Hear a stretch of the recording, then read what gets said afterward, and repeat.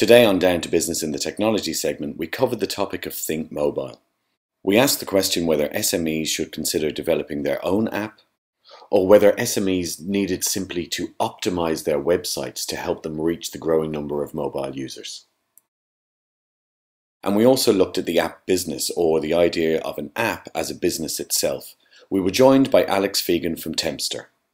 Aimed at the hospitality business for the moment, Tempster is a really clever and successful app that enables, say, restaurant owners to convert unused tables to new customers. In exactly the same way, for instance, that supermarkets might sell off food that has a looming expiry date. To try it out, you can go to the iTunes App Store and just search for Tempster. From the SME's perspective, we looked at websites like DudaMobile.com, which allow you to convert your existing website to be mobile friendly. Then, if you want to go the next step towards creating an app for your business, we discussed a website called AppMakr. With AppMakr, you can choose to create an iOS, Android, or Windows Phone version of an application. You just enter your website address and AppMakr will go off and collect feeds and images from your website and create an initial version of an application. AppMakr will even pick up your logo from the web and use that as the app icon on people's phones. And it does a really great job of converting your website content into a ready-made, ready-to-use app.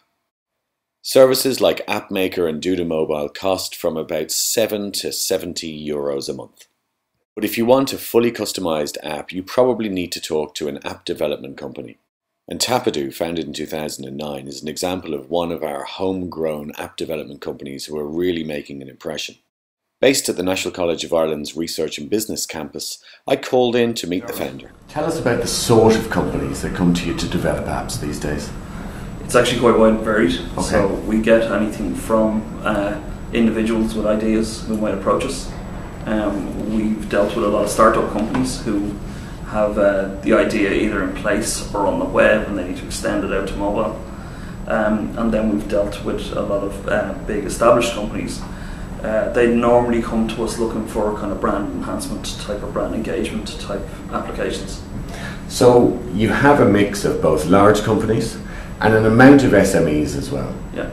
For the SME, what's important to them? Is that about transacting via the app, or is it about them also starting to brand their company as well?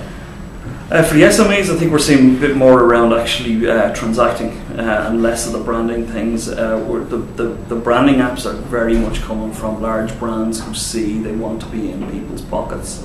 But SMEs, we're finding they want to actually use apps to get stuff done.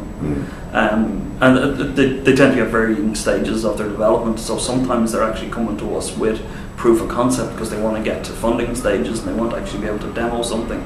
Others are, if you like, they've got an application out there on the web that's gained a bit of traction, but they're noticing, say for example, a lot of their statistics, their web analytics are showing them that people are accessing their service through mobile, and they realise that an app might be more. Founded in 2009 and you're growing, which is great to hear. What about funding? Are you self-funded to date?